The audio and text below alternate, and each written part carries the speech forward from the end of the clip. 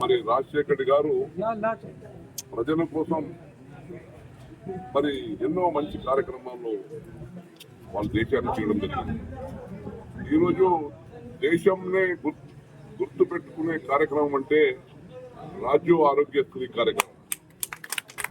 ప్రపంచంలో ఏ రాష్ట్రంలో దేని కార్యక్రమం రాజశేఖర్ రెడ్డి గారు మన ముఖ్యమంత్రిగా మన రాష్ట్రంలో మరి మొట్టమొదటిసారి మన భారతదేశంలో మొట్టమొదటి రాష్ట్రం రాజీవ్ ఆరోగ్యశ్రీ పథకం పెట్టింది రాజశేఖర్ రెడ్డి గారు.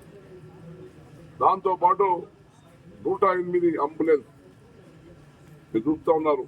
ఫోన్ చేయగానే 10 నిమిషాల్లో వచ్చి ఆగుతున్నారు. మన ఏమి ఇబ్బంది అయినా అంటే ఇది చరిత్రాత్మకమైన కార్యక్రమం.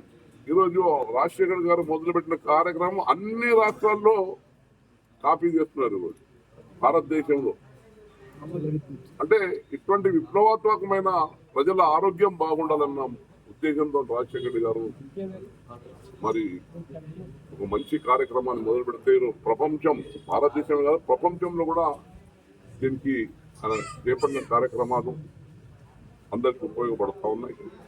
దాంతోపాటు రైతుల కోసం ఎప్పుడు తప్పించే నాయకుడు రాజశేఖర్ రెడ్డి గారు. వారు ముఖ్యమంత్రిగా ఉన్నప్పుడు మీరు చూసిన రుణమాఫీ ఒకటేసారి రుణమాఫీ చేయడం జరిగింది.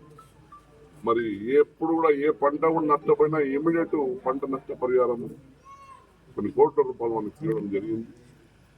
మరి అటువంటి మహానాయకుడు మన మధ్య లేకు మన చాలా బాధాకరం.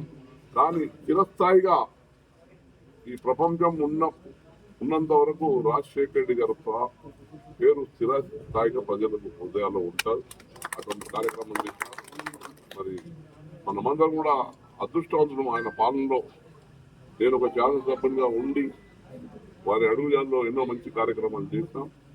మనం ఇప్పుడు కూడా రాజశేఖర్ రెడ్డి గారు చేసిన కార్యక్రమాలు రేవంత్ రెడ్డి గారు సీఎం అయినారు. అదే 5 లక్షల ఇప్పుడు 10 లక్షలకు రాజీవ్ ఆరోగ్యశ్రీ కార్యక్రమం అయింది. అంటే దాని మంచి కార్యక్రమాన్ని ఇంకా పెంచుకుంటూ ముందుకు పోతా ఉన్నాం. అదే కాంగ్రెస్ బాటలో రాజశేఖర్ రెడ్డి గారి మార్గం చూపించారు.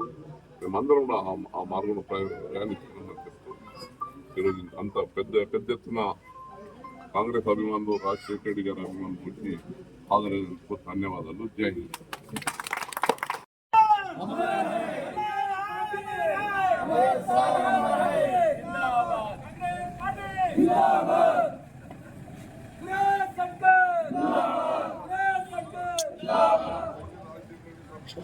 वाइस लेते